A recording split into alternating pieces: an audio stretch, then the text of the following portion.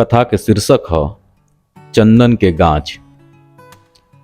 जेठ के तपत दोपहरिया सूरज जैसे आग बरसावत होखस। चारों ओर लूक के लहोक चलत रहे। जीव जंतु बेचैन होके जहां तहां छाहे पड़ल हाफत रहे। एही में शिकार खेले निकलल कोनो राजा राह भुला गईल रहस। भटकत भटकत ई बेरा हो गईल पियासे बेहाल रहस।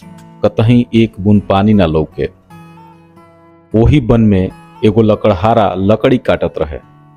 वो रोज सूखल लकड़ी काटे आ बेच के गुजारा करे। कबो कबो ओदो लकड़ी जरा के कोयला बनावे आ लकड़ी से ऊंच दाम पर बेच देवे। वो अपना धुन में मगन लकड़ी पर ताबतोड़ टांगा चलावत रहे। सौंसे देह पसेना से बोथाइल रहे। सूरज के घामों ओकरा के काम करे से रोक ना सकत रहे।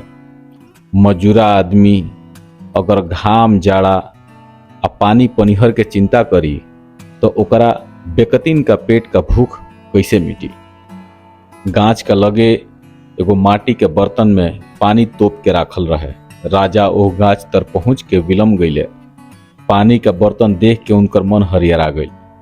ओठ के जीभ से तर करत घैला का और ललचत निगाह से उ लकड़हारा के चाल कैले। लकड़हारा सोचलस कि जरूर कोनो विपदा के मारल आदमी बा। उ नीचे आ गई आ राजा से पूछलस कि अपने कहाँ से यहाँ आ गईनी, का राह भुला गईल बा। राजा कहले, हाँ भाई, आ पियास ही लागल बा।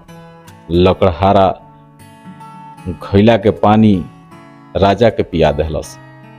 राजा कहले, तू हमार प्राण बचौलह। हम एह देश के राजा हई। जवन जरूरी पड़े आ जइह। हम तहार मित्र हो गईनी। लकड़हारा उनका एगो रास्ता बता देलस और उ थोड़के दूर में सड़क ले पहुंच गिलन। लकड़हारा लकड़ी काटे लागल। एक दिन जंगल में आग लग गई। सब कुछ धनक गई। ओकर रोजी मरा गई। उ खाए बिना मरे लागल। उ राजा भिरी गई। राजा ओकरा पहचान गईले आ लकड़हारा के सब हाल सुन ले।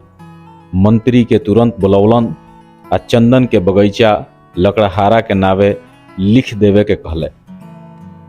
लकड़हारा अनमनाही सकरलस आ सोचले रहे कि कुछ माल ताल भेजी। कुछ दिन ओकर निमने बीतल। उ चंदन के गाछ कबले आड़ित उ फिर एक दिन राजा भिरी अपन दुखड़ा लेके गई। राजा का अचरज भई कि एकरा के पूरा चंदन के बन दे देहली, तबो ई कंगाल के कंगाले रह गई।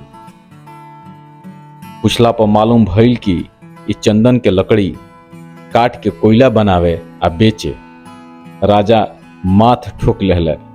कहले, मूर्ख, तहार कंगाली केहू ना मिटी। बुद्धि से तोहार सरोकार नइखे। चंदन के लकड़ी महंगा होला।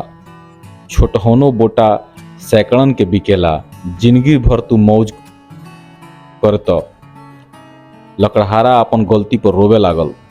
राजा कहले, अबहियों से जे बाचल होखे ओकरे से अकिल से काम लो। खाली जमीन में ऊपर आ जाओ। लकड़हारा चल गई आ चंदन के भाव बना के ओकरा बेचे लागल आ हिफाजत करे लागल। वो जबले जियल सुख से रहल। चंदन के गाछ।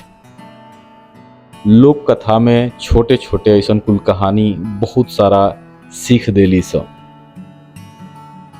एह कहानी से रुआ सब का सीखतानी आ अपना पीढ़ी के, आवे वाली पीढ़ी के रुआ सब एक कहानी से कैसे परिचय करावतानी जरूर बताइब सभे। इजाजत नहीं सभे। हम फिर हाजिर होकर वैसे ही कुछ लेके। धन्यवाद, प्रणाम, जय भोजपुरी।